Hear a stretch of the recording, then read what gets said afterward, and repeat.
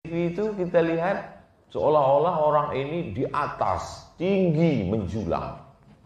Pas kita ketemu ternyata ramah, rendah hati, baik.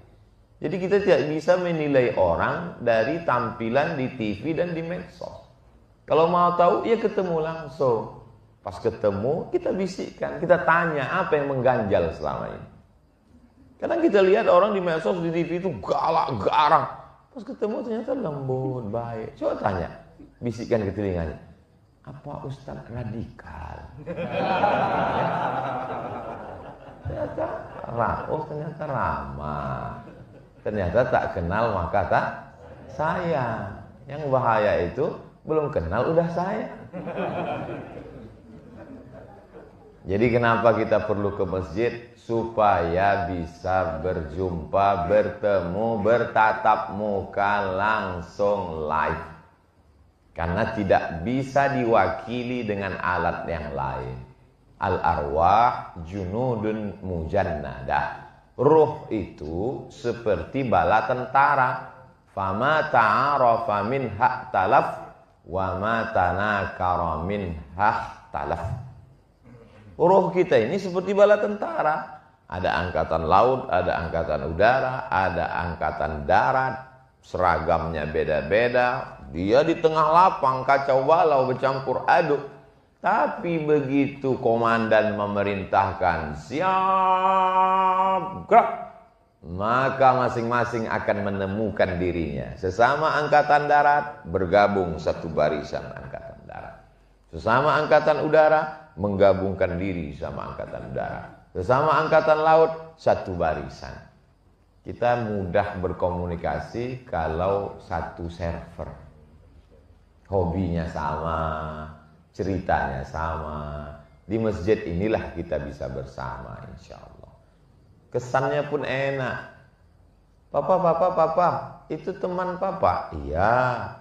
Teman di mana? Kami dulu sama-sama di Masjid Al-Huda. Indah ceritanya. Berkesan pelajaran buat anak kita. Ayah. Iya. Itu teman ayah. Betul. Ayah dulu kenalnya di mana? Kami sama-sama sakau dulu ditangkap. Kena Badan Narkotika Nasional. Alhamdulillah. Ketemu di masjid ini indah. Yang membuat indah itu apa? Bukan kitanya, bukan status kita, bukan siapa kita, tapi di mana kita bertemu, tempat yang paling suci di atas permukaan bumi. Sama tanahnya. Mungkin lebih mahal tanah yang di sana, tapi tanah yang di sana bisa diperjualbelikan. Tanah ini siapa yang mau beli? Dijual tanah murah. Begitu datang apa? Masjid Al-Huda. Enggak jadi dia.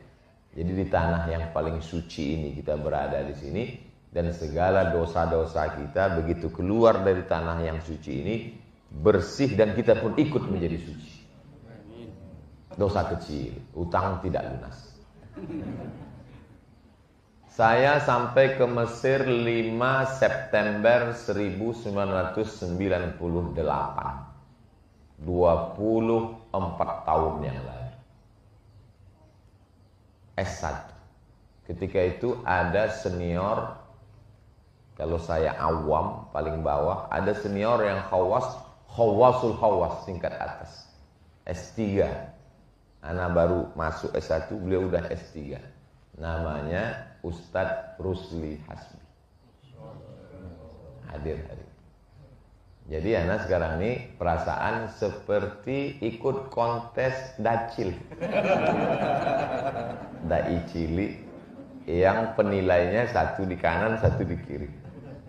Jadi kalau jamaah ngelihat video anak hari ini, kok Ustadz nggak seperti biasanya ya? Iya, memang ada yang luar biasa.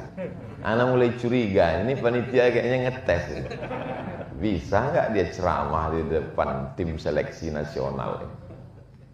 Tapi ada kebahagiaan buat anak.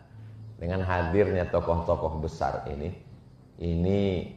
cara Allah untuk menyatakan, dan setelah diupload nanti, masa mereka mau hadir penceramah radikal? Masya Allah, tabarakallah. Bisa bersilaturahim di sini setelah tak berjumpa 24 tahun, hampir seperempat abad. Bertemunya di mana?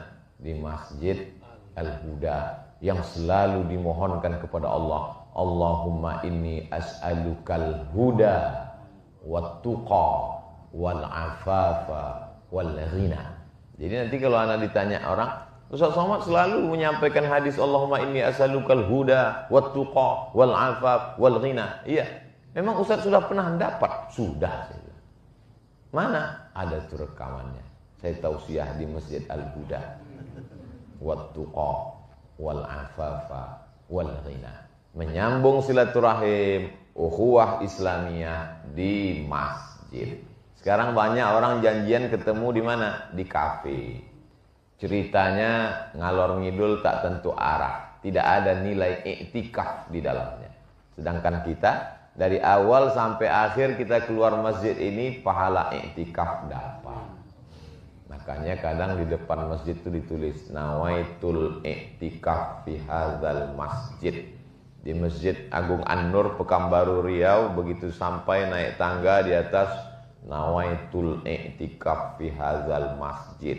Masjid Nabawi dulu waktu zaman ana haji umrah, di tiang sebelah kiri begitu masuk babus salam ada tulisan nawaitul iktikaf. Sekarang dihapus. Heran kenapa tiba-tiba dihapus, diganti kaligrafi lain.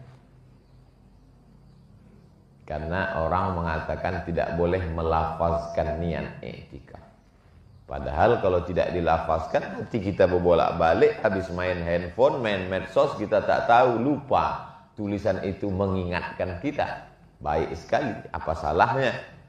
Tapi saya yakin dan percaya andai tidak dituliskan pun kita sudah ingat. Yang saya sampaikan ini mengulang kaji, saling mengingatkan, watawasau bil haq watawasau bis sabr.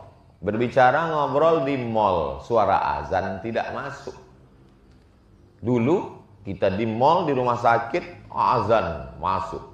Allahu Akbar, Allahu Akbar. Orang naik ke atas. Sekarang sudah tidak masuk karena mati lampu. Bukan karena toanya dicopot. Karena ada pemadaman bergilir sehingga mikrofon tidak hidup lagi.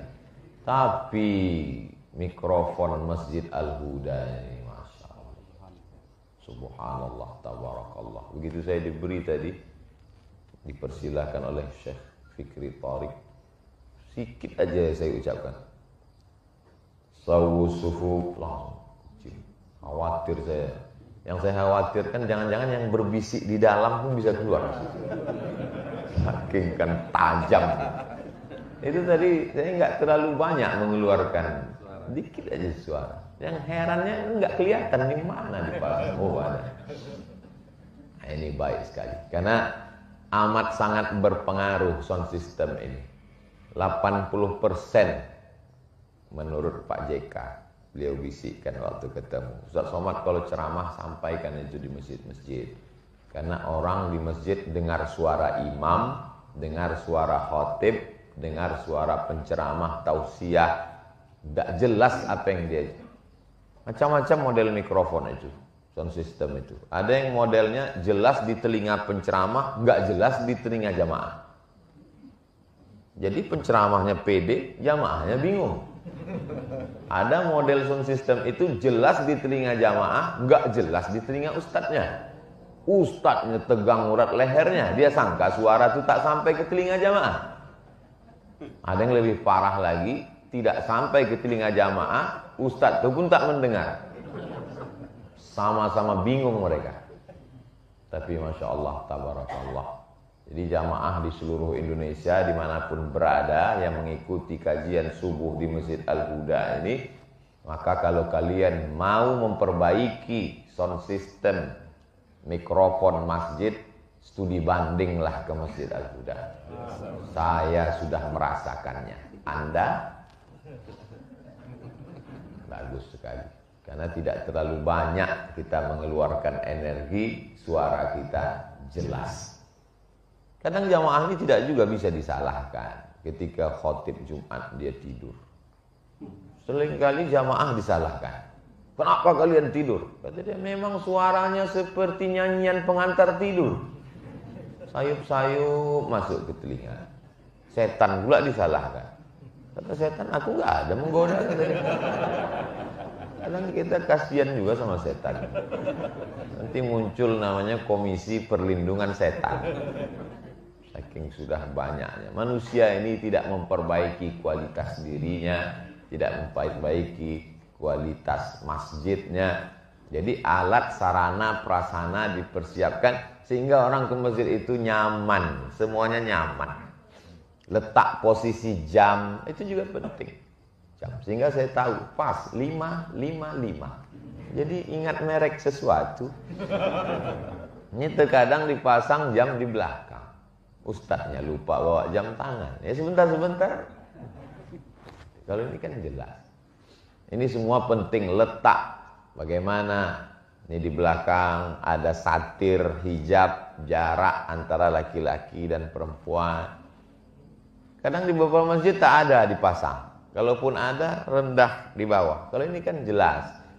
Sehingga makmum yang di belakang, sop yang paling bagus laki-laki di depan. Kenapa? Karena dia paling jauh dari perempuan.